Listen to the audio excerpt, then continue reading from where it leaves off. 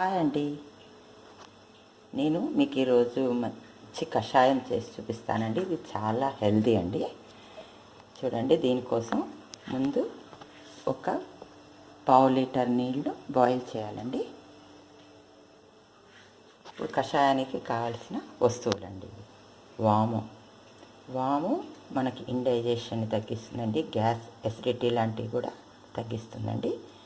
అల్లం 1 ఇంచ్ అల్లం తీసుకొని కొంచెం అలా చితక్కొట్టి పెట్టాలండి. అల్లంలో చాలా మెడిసినల్ వాల్యూస్ ఉంటాయండి. ఇది మనకి ఇప్పుడు ఇంపార్టెంట్ జలుబు దగ్గు తగ్గాలి కదా, జలుబు దగ్గు లాంటివి పూర్తిగా మాయమైపోతాయండి. పెప్పర్ని కూడా 6-7 పెప్పర్ తీసుకొని ఇట్లా కొంచెం చితక్కొట్టాలండి. ఈ పెప్పర్లో చాలా మినరల్స్ ఉంటాయండి. ఇవి మనకి ఇమ్యూనిటీని పెంచుతాయి, ఇంకా మనలో ఉన్న కఫాన్ని తగ్గిస్తాయండి. తులసి 10-12 తులసి ఆకులు వేయాలండి. ఇది యాంటీవైరల్ అండి. తేజ్పత్తా అండి 2 కడిగి వేయాలండి. తేజ్పత్తా జలుబు దగ్గు జ్వరం లాంటివి తగ్గిస్తుందండి. లవంగాలు 5-6 అండి. ఇవి కూడా దగ్గు జలుబు లాంటివి తగ్గిస్తాయండి. ఇంకా 1/2 స్పూన్ పసుపు అండి.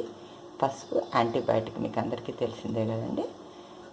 ఇప్పుడు చూడండి వాటిని ఎలా తయారు చేస్తారు. ముందు ఇలా పావు లీటర్ నీళ్లను మరగనివ్వాలండి. అప్పుడు ముందుగా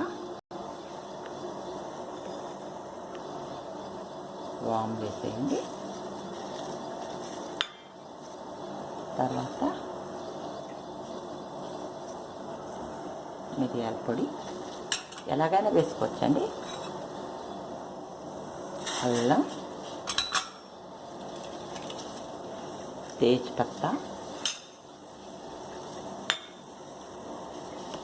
చెక్క, లవంగాలు,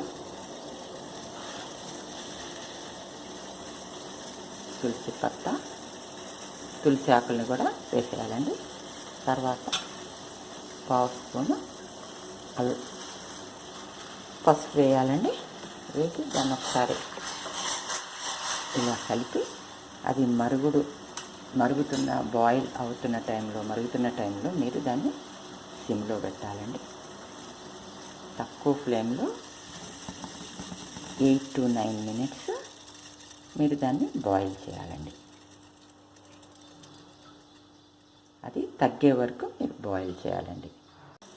బాయిల్ అవుతుందో ఇలా దాన్ని క్వాంటిటీ తగ్గించేటంత వరకు మనం బాయిల్ చేయాలండి. 6-7 మినిట్స్ చాలండి.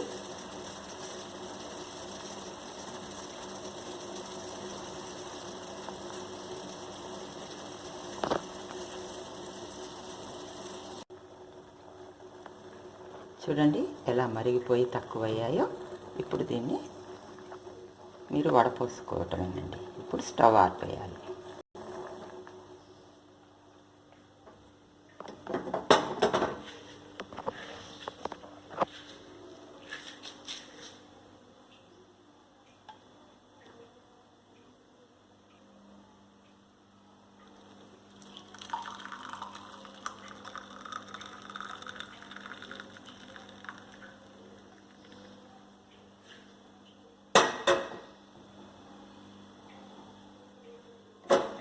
చూడండి ఇట్లా వడపోసుకోవాలండి. ఇది రోజుకొకసారి అట్లా 2-3 రోజులు తాగితే చాలా మంచిదండి. దీంట్లో మీరు ఇలా తాగలేని వాళ్ళు 1 స్పూను తేనె వేసుకొని కూడా తాగొచ్చండి. అది అంతేనండి. మీకు నచ్చితే లైక్ చేయండి. Okay, bye.